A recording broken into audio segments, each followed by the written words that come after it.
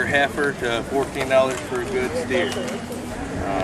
So it's a pretty good living. We get paid $1 a day, all the beans and coffee we can eat and drink. So when we get down and get paid, Mr. Sumlin loads our chuck wagon up with the beans and coffee, flour, sugar, and usually it just lasts us until we get back up to Micanopy, where most of us homestead. And we'll load back up and get some jerky made, have the women make us some hoe cakes and some stuff for our packs, and we'll start on the ride again. It takes us anywhere from 4 to 6 months to do the ride from Micanopy to Punta Rassa.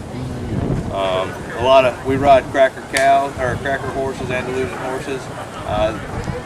That's a big dumb army horse that old Skeeter ended up with after the cow cavalry he was cut loose on. I think he likes riding them because they're both kind of slow, so they fit well together. But our marsh tackies, our cracker horses, they're really fast. They have one less vertebrae and one less set of ribs than them big dumb army horses. So they move really fast and they have big hooves. So they're really light with big hooves, so that's why they call them marsh tackies, is they can kind of stay on top of that sinking marsh.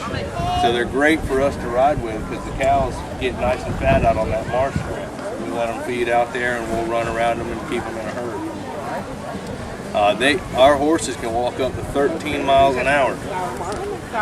Now, if you were paying attention, we have cow camps only 10 to 13 miles apart from each other. So that's not very far for a horse that can walk 13 miles an hour. But when we learned our lesson during the cow cavalry is when we were ending up in Savannah, we were nothing but a bag of bones because we were pushing the cows so fast. So now we let the cows set the pace.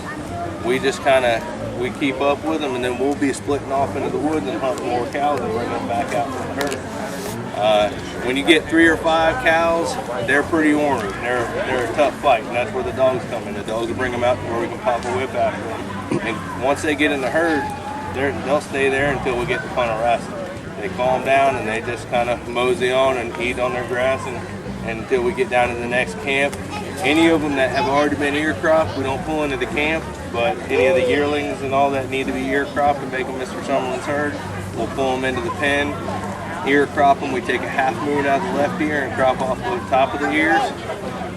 We did away with branding some time ago because the Yankee Raiders were coming in and they were changing our brands and stealing off our herds.